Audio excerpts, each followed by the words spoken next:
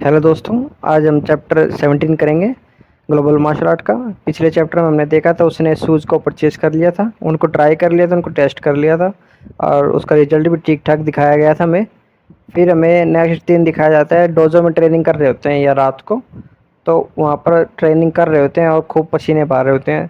तो ब्लू बाल वाली लड़की उससे कहती है, फांगपिंग तुम्हारा चैलेंज कब है? वो उसकी कुछ न्यूज़ व्यूज़ आई या कैंसिल हो गया? तभी फांगपिंग कहता है उसे, नो नो, वो कल है। तो वो लड़की सुमे कहती है, तुमने ये पहले क्यों नहीं बताया कि हम मैं तुम्हारे कंपटीशन कहाँ पे हो रहा है? मैं भी एक दो लड़कियों को, मैं अपने क्लासमेट्स को वहाँ पर लेके आएंगे तुम्हारे स्पोर्ट के लिए।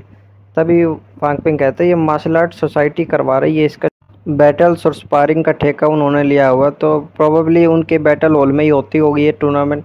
और ये कोई गेम टूर्नामेंट वैसे है नहीं है, तुम्हें इतने लोगों के वहाँ पर लाने की ज़रूरत नहीं है। तभी वो लड़की कहती है, क्यों नहीं, हम तुम्हारी क्लासमेट हैं, हमारा भी कुछ फ़र्ज़ बनता है तुम्हें सपोर्ट करने का। क्या तुम हमें देखकर खुश नहीं हो? फिर वो उस पे ताना मारती है कि अच्छा हम इतने खूबसूरत नहीं हैं, एक दो खूबसूरत होते तो तुम हमें देखकर खुश होते। तभी कहता है फांगपिंग, नहीं नहीं ऐसी कोई बात नहीं है, तुम भी इतनी ठीक ठाक हो तुम। वो कहती है, अच्छा तुम मानते हो मुझे खूबसूरत? तो कहता है, हाँ हाँ, बस तुम अपनी अगली तो हो नहीं तुम बस अपने चेहरे का ध्यान नहीं रखते और तुम्हारा चेहरा मिलता जुलता लड़कों से ही लगता है तकरीबन। तो फिर थोड़ी सी तारीफ करते सुनते सुनते खुश हो रही थी, पर एकदम ये बात सुनकर वो फिर गुस्से में आ जाती है, अच्छा तो तुम मुझे अगली तो मानते हो, तो मुझे लड़की भी नहीं मानते हो? तो कहता है फांग पिंग। तभी उनकी टीचर वहाँ पर आ जाती है और कहते हैं, सो में तुम यहाँ से जा सकती हो, मुझे फांग पिंग से कुछ बात करनी है। तो कहती है, ओके टीचर। वो वहाँ से चली जाती है। तो फांग पिंग से बात करती है उसकी टीचर कि तुमने जो पंचर किक थी उसको मास्टर कर लिया है, तुम नेक्स्ट फाइट के लिए तैयार हो मेरे हिसाब से। पर तुम्हें जैसे ही तुम फाइट एरिना में एंटर करोगे, तुम्हें वहाँ पर अपनी जान का फिक्र नहीं करनी है और अपने फेट पर छोड़ देना, उसको किस्मत पर छोड़ देना है। पर अगर तुम्हें अपने ओपोनेंट ज़्यादा ताकतवर लगे तो तुम वहीं पर हार मान लेना। तभी फांगपिंग कहता है, आप ऐसी कैसी बातें कर रहे हो आज, ये अटपटी सी बातें क्यों कर रहे हो? और वो भी मुझसे इतनी नफरत थोड़ा करते होंगे कुछ मुझे मारने पर उतर ही आएंगे वे। तभी वो उनको बताती है, मैंने सारी इन्फॉर्मेशन तुम्हें दे दी है, तुम तीनों लड़कों का लीडर है और रैंक 3 का है, वो वांग जियान से एक रैंक ऊपर है। और पिछले साल जब वांग जियान उन्हें चैलेंज किया था, तो उनके लीडर था जो उनका मास्टर था, उसकी हड्डियाँ तोड़ दी थी वांग जियान ने और बहुत ही बुरी हालत कर दी थी। तब वे वांग जियांग का बदला तुमसे लेना चाहेंगे और तुम्हारी भी हालत वैसी ही करना चाहेंगे जैसे वांग जियान ने उनके मास्टर की थी, उनके दोस्त की थी। तो तुम्हें इसका ध्यान में रखना होगा, तुम्हें ये पता होना चाहिए, एक बार तुमने कोई चोट हासिल कर ली एक फाइट में तो तुम कभी भी अपने कल्टीवेशन पूरी नहीं कर पाओगे और तुम्हारी मार्शल आर्ट जर्नी यहीं पर एंड हो सकती है। तभी वो मन ही मन सोचता है, वांगजन देखने में तो बहुत भोला सा लगता है, ये इतने फाइट्स करके गया है, यहाँ पर इतना काम बिगाड़ के गया है मेरा, अब मेरे इतने दुश्मन बन जाएंगे उसको जानने के कारण से बस।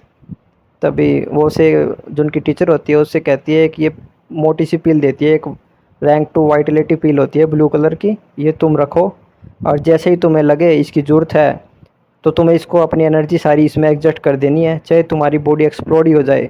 अगर तुम लकी रहे तो तुम ब्रेक थ्रू कर सकते हो उसी टाइम और तुम इसको यूज़ कर सकते हो। तभी कहते हैं, थैंक यू टीचिंग एडवाइज़र, मैं इसको यूज़ करूँगा, इसको दिमाग में रखूँगा। तो फिर हमें अक्टूबर 1 दिखाया जाता है जहाँ पर फाइट होने वाली है। वहाँ पर कोई लड़की सिस्टर यान कैर को बता रही होती है कि एक टीचिंग एडवाइज़र यहाँ पर आ गया है। तभी वो जो जो यहाँ पर वो देखने वाली थी इस फाइट को, वो कहती है, इनका बिजनेस क्या है, टीचिंग एडवाइज़र क्या कर रहा है यहाँ पर, स्टूडेंट्स के बीच में फ़ाइट हो रही है। तो तभी वो जो टीचर आता है, जो एडवाइज़र, कहता है, जो तुम ज़्यादा ही कॉन्फिडेंट नहीं दिख रही हो हमारे इन स्टूडेंट्स की फ़ाइट को जज करने के लिए? कहता है, नहीं नहीं, मैं ऐसा कोई, मेरी कोई हिम्मत नहीं है, मैं तो सिर्फ ये बताना चाह रही हूँ कि स्टूडेंट्स की फ़ाइट हो रही है तो टीचिंग एडवाइज़र्स को यहाँ पर आने की क्या ज़रूरत थी?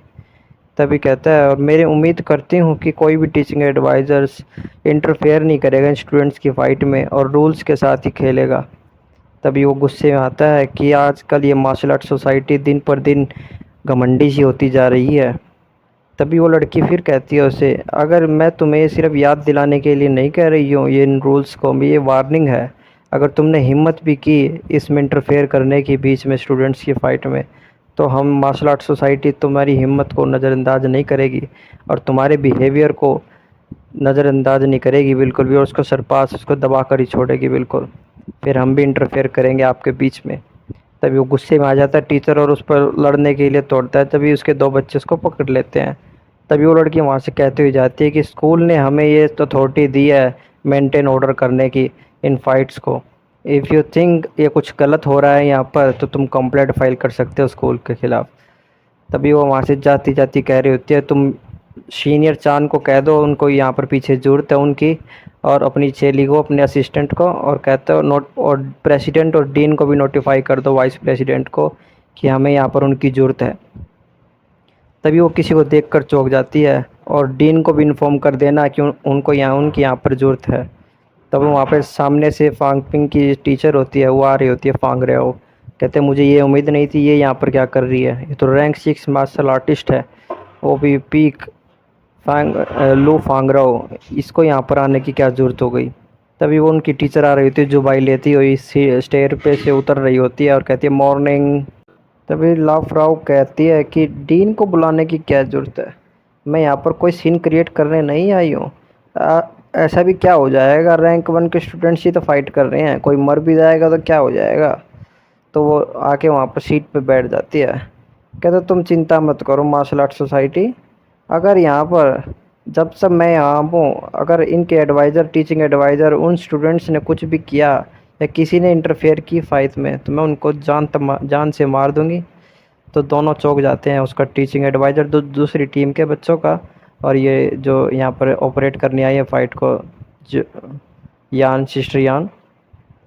तभी वो पीछे से कहती है मार्शल आर्ट सोसाइटी फांगपिंग आ गया है क्या यहाँ पर।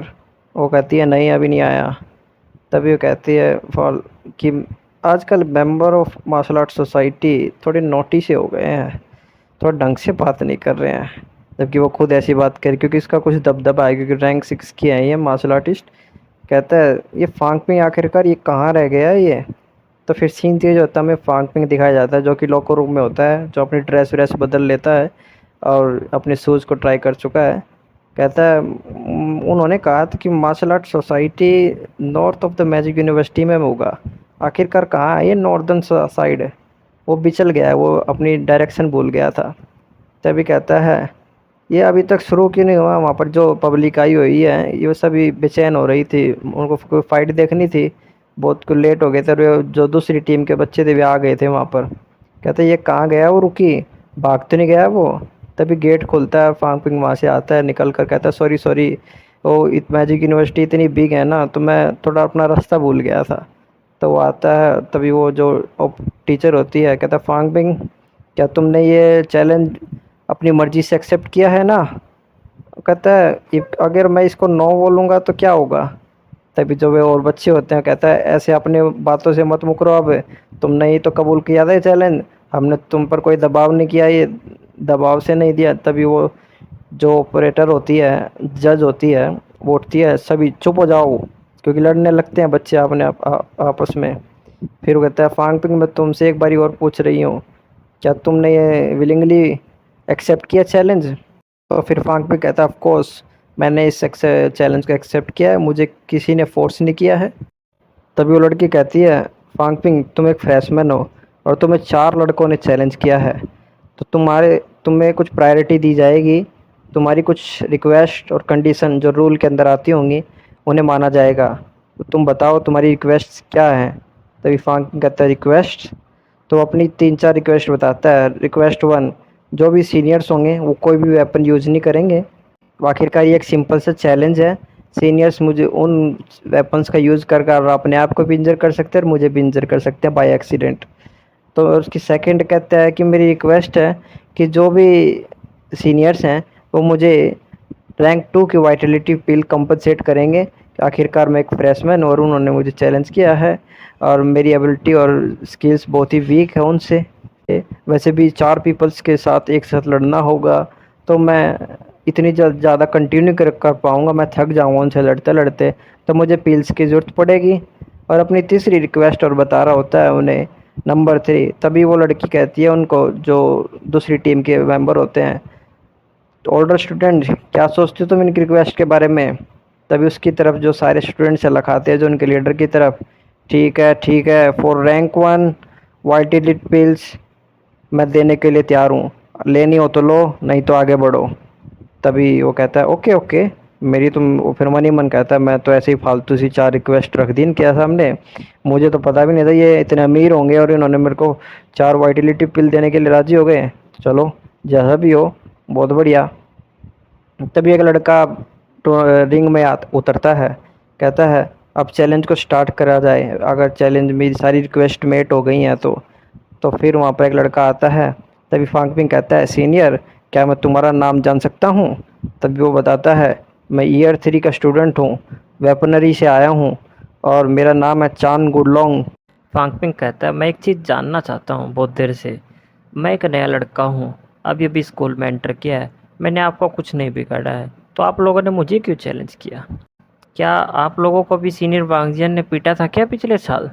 अगर पीटा था तो मैं कुछ समझ सकता हूँ कुछ हद तक, फिर भी वांगजियन और मैं दोनों ही अलग अलग बंदे हैं। आप मुझे उसके सब्स्टिट्यूट के रूप में ट्रीट नहीं कर सकते, उसके बदले के रूप में? क्या आप मुझे, मैं उसके शहर से आया हूँ तो आप मुझे भी पीटोगे तो आपको बदला पूरा हो जाएगा? ऐसे कुछ नहीं होता। चलो फिर भी मैं एक बारी सोच लेता हूँ। Senior Chand, you don't really plan to injure me ना? मुझे चोट तो नहीं पहुँचाओगे ना तुम? कहते हुए तभी उसकी टीचर दूर से चिल्लाती है फांगपिंग की, अब ये नॉनसेंस बंद करो, अगर तुम्हें लड़ना है तो लड़ो, नहीं तो अपनी हार मान के वापस नीचे आ जाओ। जो सारे बच्चे भी वहाँ पर ऐसे चिल्लाने लग जाते हैं, ये तो फद्दू है, ये कहाँ लड़ेगा, तुम्हें लड़ना है तो लड़ो भाई, नहीं तो इसको ख़त्म करो, हमारा टाइम वेस्ट मत करो। तभी फांगपिंग कहता है चलो चलो चलो ठीक है, चलो मैं सरेंडर करता हूँ, मुझे नहीं लड़ना। और ये चैप्टर यहीं पर ख़त्म होता है आपका चैप्टर 17। चैप्टर 17 की एक्सप्लेनेशन आपको अच्छी लगी हो तो लाइक करना, शेयर करना, सब्सक्राइब करना। Thanks for watching. शायद नेक्स्ट चैप्टर में इसकी फ़ाइट शुरू हो जाएगी।